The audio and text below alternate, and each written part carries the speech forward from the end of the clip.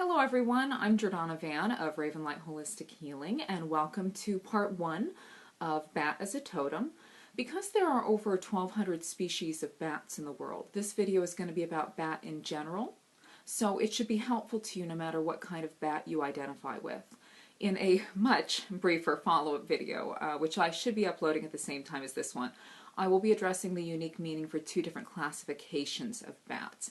Megabats, which generally eat fruit, pollen, nectar, and microbats, which mostly eat insects, small animals, or fish, or in the case of the three species of vampire bats, blood.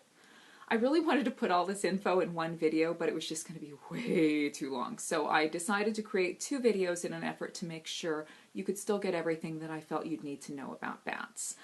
Also, it is not necessary to know what kind of bat you identify with, but if you can at least narrow it down to vegetarian bat versus carnivore bat versus blood drinker, you'll gain some additional insights. And again, that's all in part 2. Also, even though I wound up making two videos to accommodate the specific classifications of bats, this video itself has been heavily edited. Bats' messages are really intense, and each one of these messages requires a lot more explanation than is needed for less dramatic totems. So I left a lot of the finer details that I would have loved to include out, just to make this a little briefer. So if you're interested in learning more about what it means when bat's one of your totems, or if you want to know what it means to have a specific kind of bat as a totem beyond what I describe in the follow-up video, please visit my website and schedule a session with me. I would be delighted to work with you. So, if you're familiar with my videos, or if you've read any of my books, you may recall me saying that bat really heralded the biggest, most demanding transformation of my life to date.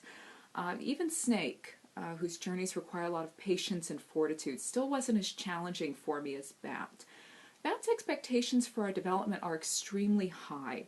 But that's because the divine knows, and you know deep down, that you can meet them and that you can not only survive these trials, but thrive because of them. This is my way of telling you guys with the greatest degree of gentleness that I possess, that parts of the bat journey are really tough, but that you don't have to be afraid. It may sound a bit crazy if you haven't been through this process yet, but bat really taught me to actually welcome most discomfort and fear, to seriously get excited about it, because I know that by confronting these feelings I will heal some wounded piece of myself and gain a whole new level of freedom and happiness, and that all will be well and better than before. So let's just get the sucky part out of the way, shall we? And if you feel scared knowing that some of bat's lessons don't feel too great, that's okay. It is normal to feel trepidatious about the possibility of experiencing a difficult time. But life is difficult sometimes. And this doesn't mean that you won't get through it, nor even look back and be so friggin' glad, like I was, that you went through what you did.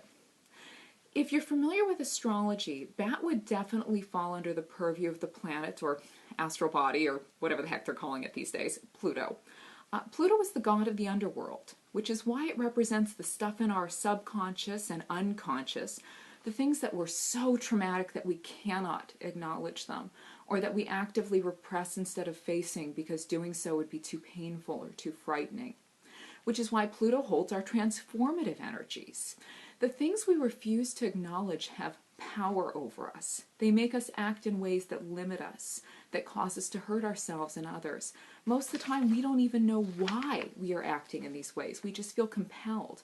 When you face your triggers, they begin to lose their power over you, and you can live as who you are, rather than who you thought you needed to be. But there's a darn good reason we don't want to face these truths. It's hard, and incorporating them into our being can be painful, and it can be time-consuming. I really wanted to find a way to tell my own story here, because I believe there's great comfort in seeing the unfolding of someone else's transformation, particularly when there's so much pain involved. But when I wrote it into the script, it made this video over an hour long, and that just seemed like overkill. So here it is in a nutshell. Bat showed up, hit me in my blind spot. Though bats are not in fact blind, the phrase is applicable here. And my life fell apart. I experienced multiple crushing betrayals and abandonments, one by the one person in my life that I was sure loved me unconditionally.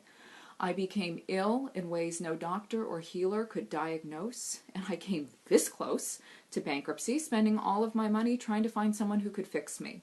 I developed rampant, all-consuming PTSD, depression, social anxiety, stopped doing everything that I loved, developed a new eating disorder on top of all the other ones I had at the time, and existed in a semi-delusional hell for a long, long time. At one point, I decided to take my own life, and I would have if the universe hadn't intervened. What else happened?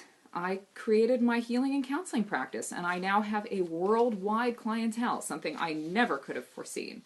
I discovered what had been holding me back financially my entire life and began making the kind of money that made me feel successful.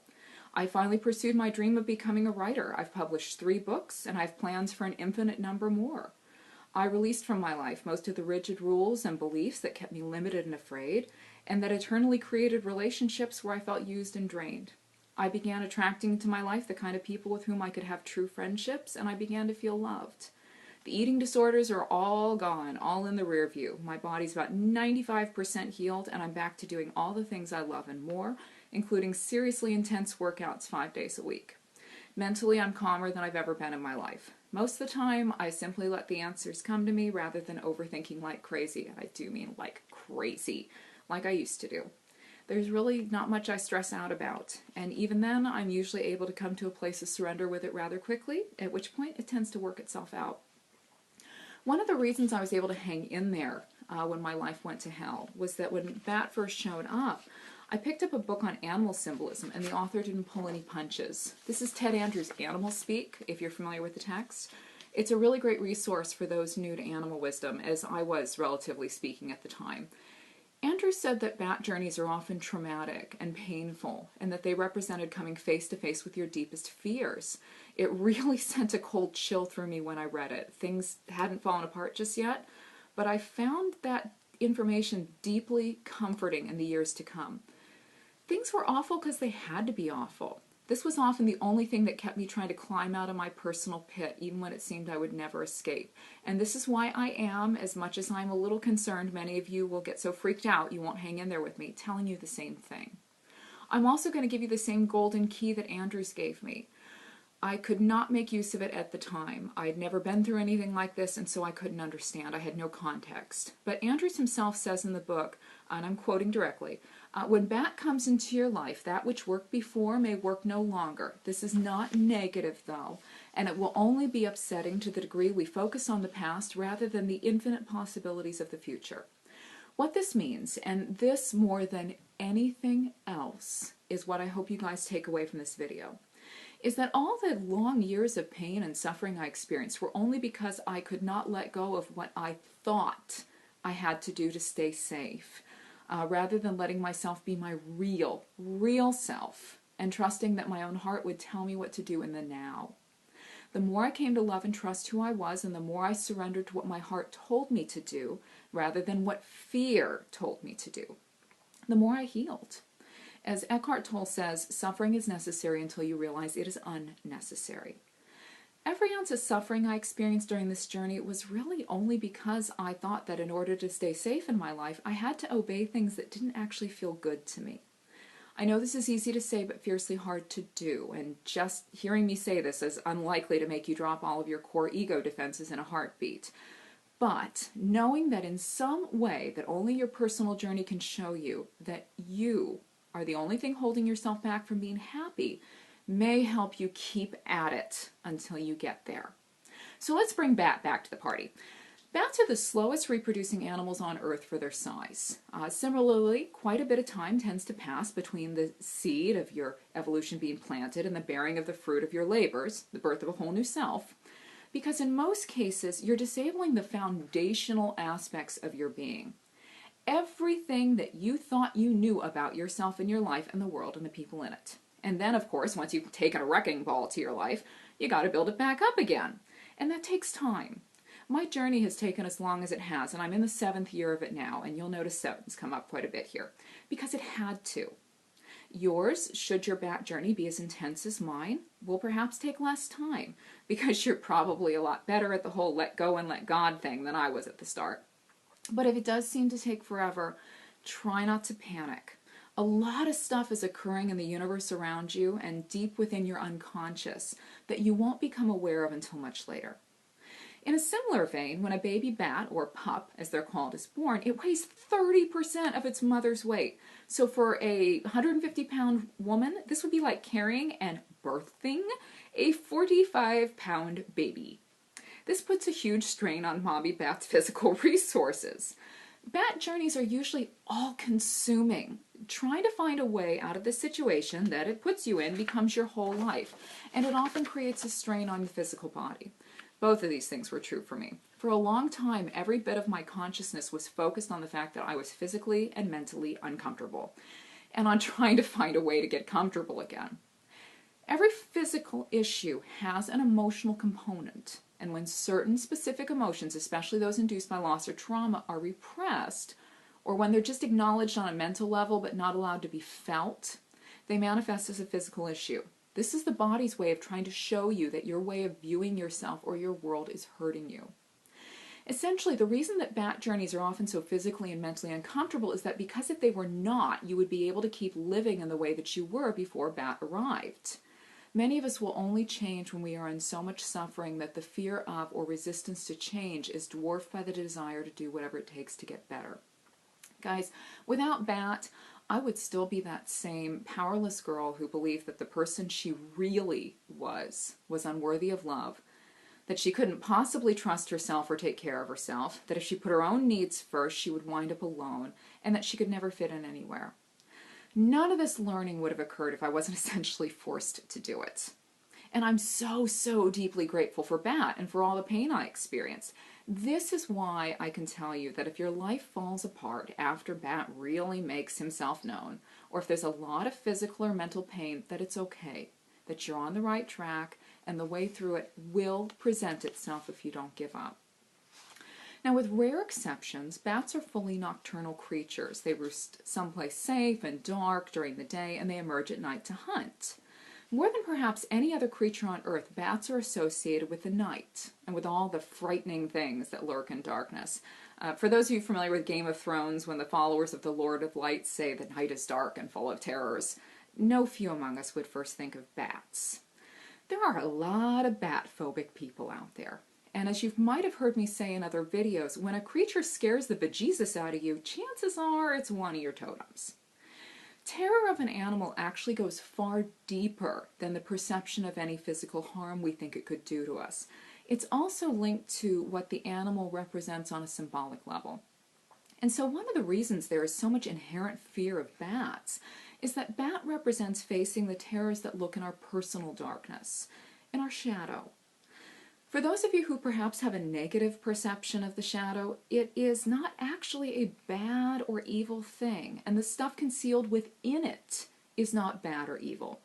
Rather, the shadow houses all of our personal wounds, stretching all the way back to birth and before, that are so painful to examine and endure consciously, or that scare us so much that we pretend they're not there.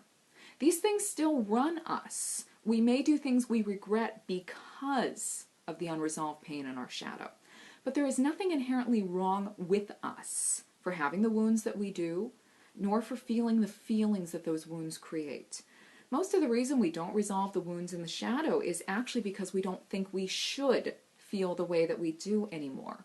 And so the feelings just stay right where they are, quietly running us and creating outcomes that do not serve us again and again and again. The shadow also holds those pieces of ourself that are so old and so traumatic, that we're totally unaware that they exist. We can find and release these pieces of ourselves, but a lot of active internal digging to release the newer or less traumatic stuff has to happen before we can get down to the deep stuff. This is also not something we can force. All we can do is be ready to release it and let the divine move us forward when the time is right. Jung said, one does not become enlightened by imagining figures of light, but by making the darkness conscious. If you're a bat person, at a certain point in your life, usually heralded by bats' persistent nattering, you will be asked to bring a light to your personal darkness, to understand what makes you tick and let go of the wounds and beliefs that keeps you from being who you truly want to be, rather than who you think you should be or must be. This is not an easy process at first, but it does get easier. I would need a whole another video entirely to explain exactly how to resolve what exists in your shadow, but the short version is this. Ask yourself why. Why do I feel the way that I do? Why do I think I can't have X, Y, Z? Why do I think I will suffer if I say and do what I really want? And why on earth do I believe these things? Be aggressive about this. Your mind is going to want to shy away from this process, so you have to commit to staying focused. And then feel the emotions that arise when you ask yourself these questions, the resistance to believing that you could have and do and be what you want. Now, this does not mean acknowledging that you feel a certain way and then talking yourself out of feeling a certain way. This is not a warm and fuzzy, I will do a corrective affirmation and think happy thoughts, and I will just keep pretending that I feel differently until I do. Guys, affirmations work when we are already aligned with them to a certain degree. When you're working from a place of deep wounding and terror, all the affirmations often do is shove that pain down deeper. So in certain circumstances, they're wonderful, but I'm not talking about using those here. What I mean here is you feel all the fear and sadness and guilt and anger and shame, outright hatred if necessary, whatever uncomfortable emotions are there, without trying to change them, make them stop, or most importantly, tell yourself for any reason that you should not have them. Some of us can do this just by sitting in it, just by, I'm going to choose to feel and I'm going to do it. Some of us have to write it down. Some of us have to speak it out loud to feel it. If you've got a lot of Gemini in your chart, for example, there's a good chance you're in the I have to talk it out before I can feel it bunch, while you Pisceans often feel as easily as you breathe. All emotions eventually just evaporate if given space and time to do so, and then in the place that remains, there is peace and answers flow. You begin to understand why you felt the way you did, and you just let it go. It no longer restrains you. Your shadow has become filled with light.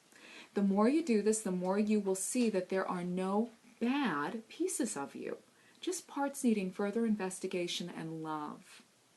Often what forces us to eventually dive into our shadow is being thrust into what is most often referred to as the dark night of the soul. This is a test of faith unlike any other. You may have heard that quote, you don't know how strong you are until strong is all you can be. That was written for the soul's dark night. When bad arrives, as I described briefly in my own experience, we often lose our foundation. People we depended on, jobs, beliefs, ways of being we once trusted to keep us safe, our health. The things in which we placed our faith, our security, will fail. We have nothing to hang on to. There's no safety. We're scared because our future only holds looming darkness, and we don't know if we'll ever escape. I yearn throughout the writing of this video to sugarcoat some of this stuff for you guys, but that would be doing you a disservice. The dark night of the soul is hard, the hardest thing you will ever do, and it's meant to be. At a certain point in this process, we hit a crisis point, and we either decide to check out, whether through suicide or accident or surrender to an illness, or we somehow grab onto the faith that it could get better, and we start trying to climb. This is where we most often make the choice to dive into our shadow, because it's the only option we have left. We've tried every external action we can think of to heal, and it hasn't worked. So we begin to explore our interior, what perhaps exists within us that needs to change. And very slowly, we begin to heal. As I mentioned, bat journeys take time because they have to. You're releasing the wounds and limiting beliefs you've carried with you your entire life. This doesn't happen overnight. It can't. To survive and sustain yourself as a new you, you have to build a solid, well-tested foundation. You have to develop the kind of faith in your new self that can withstand anything. Otherwise, you're going to crumble the first time it seems like something isn't going your way.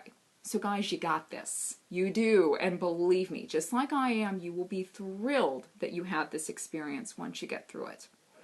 Now, bat's the only mammal capable of real flight. Other mammals can glide, but bat's the only one that can fly. As humans with bat totems, we are being taught to fly, to let go of all the pain and socially imposed nonsense that keeps us from getting our dreams off the ground, from being who we really are, from ascending to the highest level of joy and fulfillment that we can achieve. When I was in graduate school, our final project was to do something creative with our worst memory. I wrote a song to the person in my life whom I'd always blamed for keeping me stuck and afraid. It was called Let Me Fly. I had no conception of this at the time, but they weren't keeping me from anything. My fear of their disapproval and my belief that I was flawed was what kept me from claiming my power and happiness. In the darkness of my shadow, many years later, I spent time with those fears and those limiting beliefs, and I let them go. Now I have my wings. I am soaring. I am doing everything I ever wanted to do. And though sometimes I still get scared, those fears don't keep me grounded. I face them as I did their predecessors, and I fly higher each time. There's another symbolic component to bat being a winged mammal, however. In metaphysical terms, wings and feathers and things of air have to do with rational thought, with logic and analysis. Bats are winged, and so far they are creatures of air. Yet they are also mammals, and therefore creatures of earth. Earth is associated with silence, with mental and emotional groundedness, with stillness and the sense of knowing that comes from being rooted in Mother Earth and being at one with her and all her creatures. Air thinks, earth knows. When we say we feel something in our bones, this is an expression of earth. Bat people have the rather complicated task of learning to balance knowing and thinking. And the best way I know to explain all of this is to bring in a little numerology and talk about the number 7. Sevens are the most analytical of all the numbers. They can find a flaw in just about any reasoning, and this makes them rampant overthinkers. But this is also a gift because they are not meant to find faith or safety in rules or logic or facts. Rather, they're meant to trust to knowing. The mind believes, it thinks it knows, but this knowing is based on a gathering of evidence over the years. The heart just knows. Sevens are here to get to know themselves in the truest, most brutally honest way possible. This is why they can never find safety or satisfaction in anything anyone tells them about themselves or life. You can't really know who you are if you've never pushed beyond, this is what I was told. And so the 7 will remain in a continual state of anxiety until they begin to tune into their inner knowing, into the part of themselves that doesn't need things to make sense. When they can move from this space, the mind is no longer employed in trying to think themselves to calm and safety, eternally punching holes in every comforting piece of data they've ever gathered, and then frantically trying to plug those holes with the same logic, but in helpful, supportive activities. Mind helped me accurately take my measurements and translate them into a pattern for the fleece skirts I made for winter.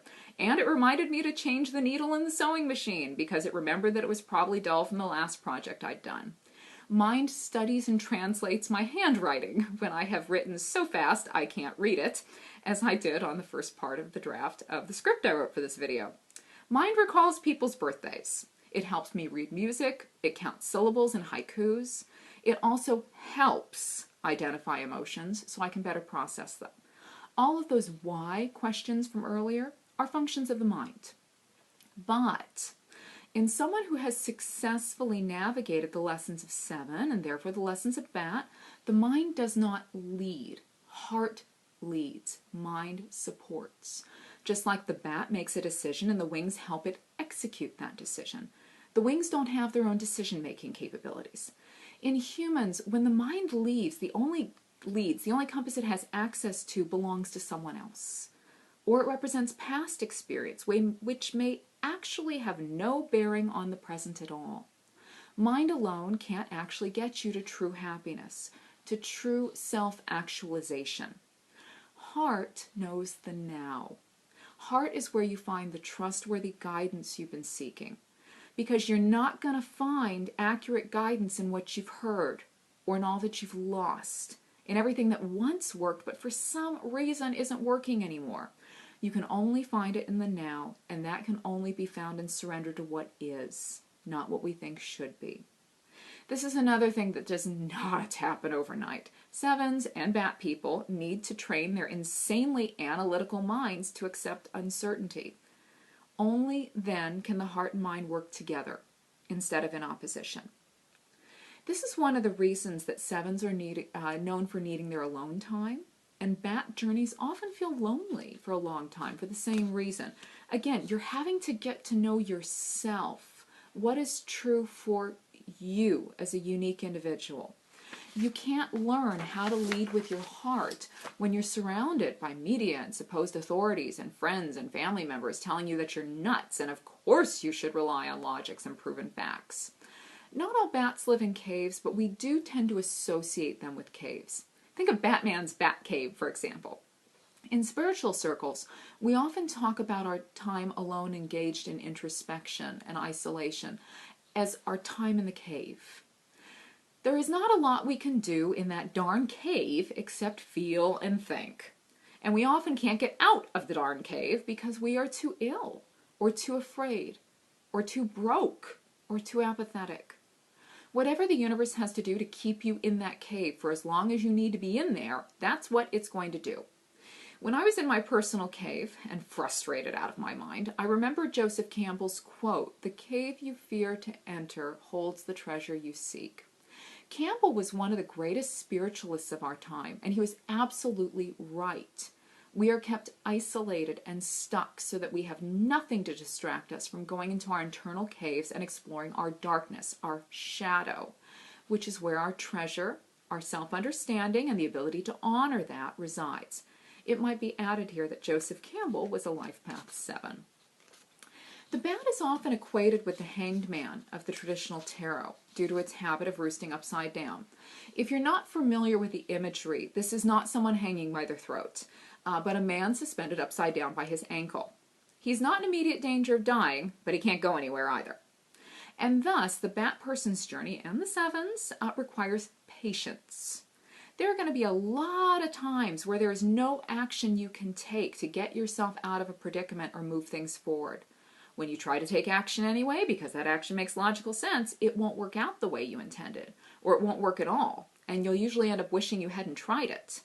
The pit of debt that we are still arduously paying off was a result of me trying over and over again for years to take actions that made sense to heal myself, rather than surrendering to what felt right, which was to alternately wait and to go within.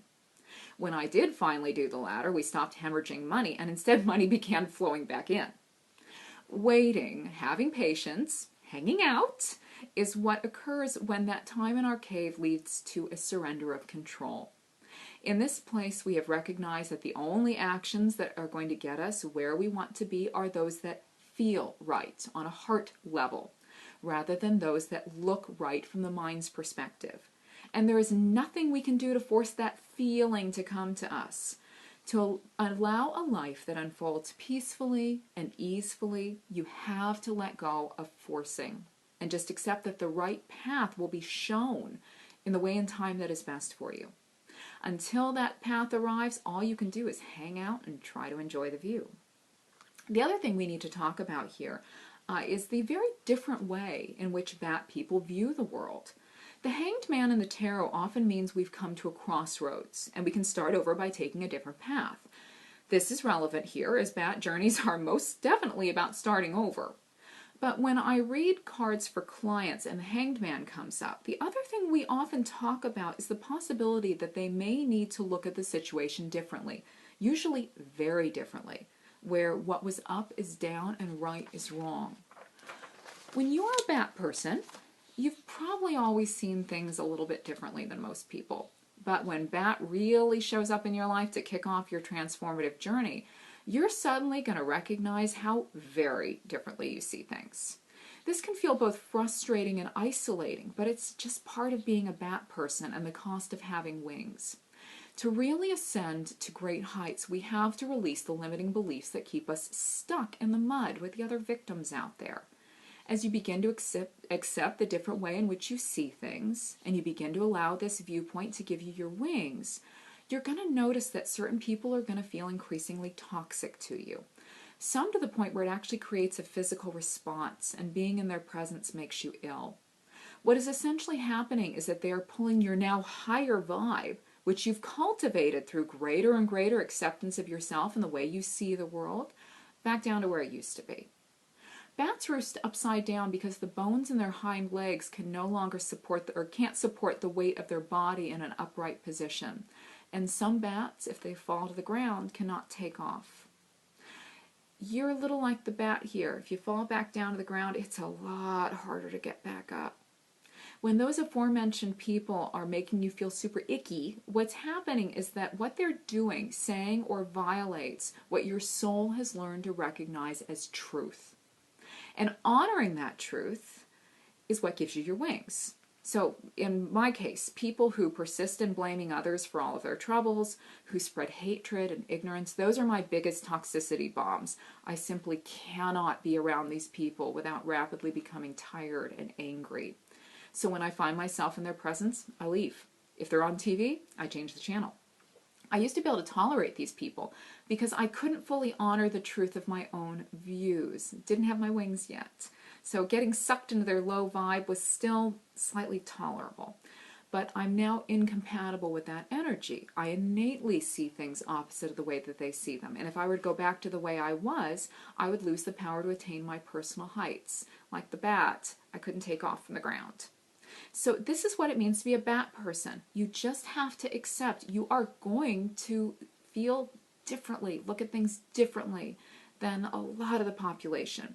But this doesn't mean that your life is not going to be filled with love and acceptance. When you change to the degree that you will, or have if you've already begun the process, your social circle is going to change as well.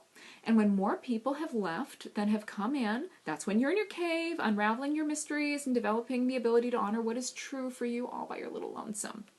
But now you've changed. You're different, and you probably think that you are the only one who could have possibly endured this kind of madness and transformation, and that no one on the whole planet sees things the way that you see them.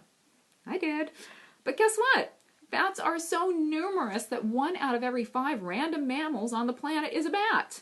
There are a lot of bat people out there. We just tend to think that we're so friggin' weird that we don't try to make connections with others. And so we wind up thinking we're the only ones like us. But if you can continue to use your heart in the way that Bat teaches, you will be led to a new circle of friends and love and acceptance for who you are.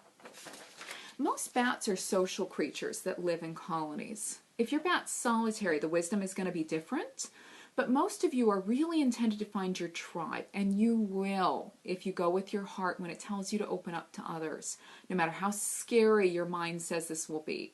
These people will either be shockingly just like you and vibe totally on your wavelength, or they'll be the kind of loving souls whose beliefs are different, but in whom you can still recognize common ground and a kindred light. My social circle includes both. Some people totally get me, and we agree on most things. Others think I'm bonkers, but they still like my energy and humor, and I like theirs. The purpose of the 7, and by the way, guys, I'm a 7 destiny number, so 7s, I get it, is to eventually be able to open up to others and share what they've learned on their journey of self-exploration. Not for the purpose of gaining praise and attention, but as an act of love for the world and the people in it. When you hit this place, that's when you begin attracting the right people for you, and together you can bring more love and light to the world. This is really why I have so much faith in humanity, and why I trust that we are moving in the direction of love and acceptance, no matter what the naysayers may say. There are so many bat people out there who are healing and transforming and learning to fly. Now we come to the fun part, the main reason people tend to be frightened of bats. Let's talk about rabies. Yay! Guys, I have to admit that when I was double checking my rabies symptomology and read from one of the most frequently visited health websites that if you even find a bat in your room while you've been sleeping, you should assume that you've been bitten and infected by rabies and that you should seek treatment at once, I was a little surprised. Only about 6% of those weak or sick bats that have been captured and tested are proven to be rabid. But apparently 90% of all rabies cases in the US each year are caused by bat bites. Now, before you freak out, there are only 1 or 2 confirmed cases of rabies in the US each year. So bats do spread rabies, but your odds of getting rabies from a bat are still astronomically low. You're probably more likely to win the Mega Millions jackpot right now. But here's where things get interesting. Rabies symptoms include the following: anxiety, confusion, hallucinations, insomnia, paralysis of the lower legs, problems swallowing due to a painful sore throat, and voice box spasms.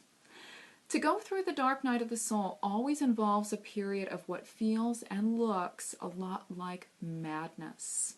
You're afraid and confused, and sometimes as your intuition begins to awaken, you will see and hear and feel things that others cannot detect. You may even hear voices. I did. Now, sometimes people really are delusional, so please don't take this to mean that everyone who is experiencing a disconnect from reality or hearing voices is on a path to spiritual self-development. But during a dark night, what others would deem hallucinations are not uncommon. Now, insomnia. It's defined as not being able to sleep, and most of us attempt to do our sleeping at night. Bats are night creatures. If they slept during the day, they wouldn't eat. During the dark night, all that anxiety and discomfort is going to really mess with your sleep patterns. I didn't get a good night's sleep for ages during this process. Paralysis of the lower legs. You remember me mentioning bats roost upside down, largely because the bones in their lower legs are too weak to support them in an upright position. On a bat journey, you as a human can't walk in a traditional fashion anymore because you're supposed to be learning to fly. Painful sore throat and voice box spasms. I talk about this more in detail in the second video, but microbats use echolocation to hunt, which requires that they scream. The sound bounces off nearby prey items, and the way in which it bounces back to the bat tells the bat exactly where the prey item is. Taken as a single symptom, pain in the throat often indicates guilt or anger about we have said, want to say, or feel we aren't allowed to say. Pain in the throat often means we have an internal pressure building inside. We want to scream. Microbats have to speak or they can't eat. And so teaching us to use our voice authentically is one of their messages. Kind of sounds like rabies is one big fun bat message, doesn't it? No sane person wants to get rabies, and no sane person wants to go through the dark night of the soul. Though once you're in it, you can come to a place where you are in reverence of the process, and you accept it. That's when you begin to heal. But at the beginning, we tend to feel as victimized as we would be if we'd been bitten by a rabid creature and given a potentially lethal disease.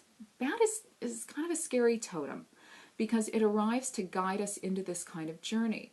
But just as there is now a cure for rabies, provided the disease is recognized as such, you can move through the dark night and come out whole and hale and better than ever if, instead of fighting or denying it, you begin to treat the affliction. Accept that things are rough, start feeling the heck out of your feelings as I discussed earlier, and try to be as patient with yourself as you can. When you're soaring on your brand new wings, you'll see exactly why you had the experiences that you did, and you'll be so proud of yourself for your strength and endurance. Now, as I mentioned earlier, if you watch the second video, which is considerably shorter, I described some of the messages specific to those who are megabat people, megabats being the fruit eaters, and microbat people, with microbats being those who subsist on insects, small animals, or fish, and in the case of vampire bats, blood. And I do give vampire bats their own special section in case you're a vampire bat person. I hope this has given all of you a good idea of what it means to have bat as a totem, and I do hope I've left you with more faith than fear. If you would like further information, you are welcome to schedule a session with me. I work with people all over the world to help them understand the unique messages of their animal totems and spirit guides, and to also help with physical and emotional healing, dream interpretation, figuring out what you're here to do with yourself, and about a bazillion other things. And I would love to work with you as well. This is what I do for a living, and it's awesome. So if you're interested in working with me, you can visit my website, which is www.ravenlightholistichealing.com. It'll tell you exactly what I do, what I charge, what to expect, how to book a session with me, and all that good stuff. And please be sure to check out my FAQ page before emailing me with questions, as the answer may already be at your fingertips. I'm also on Instagram and Facebook at Ravenlight Holistic Healing. Make sure you look for Ravenlight Holistic Healing and not Jordana Van, because I do not respond to requests on my personal page. And while I do understand that you might like my professional opinion on your spiritual situation, I do not provide this outside of a formal session under any circumstances. So if you are interested in my opinion or guidance, please book a session. I would love to work with you. Have a gorgeous day, my darlings. Cheers.